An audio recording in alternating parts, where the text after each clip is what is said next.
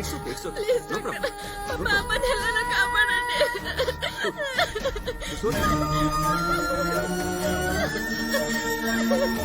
Emergency ఐసీయూకి shift చేయండి. Okay sir 2 lakhs counter లో కట్టండి ట్రీట్మెంట్ స్టార్ట్ చేస్తాం.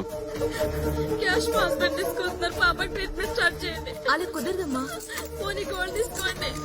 దానికి వెనక ముత్తూట్ ఫైనాన్స్ ఉంది, ముందు మణిపురం గోల్డ్ ఉంది. అవన్నీ బయట చూసుకోవాలమ్మా.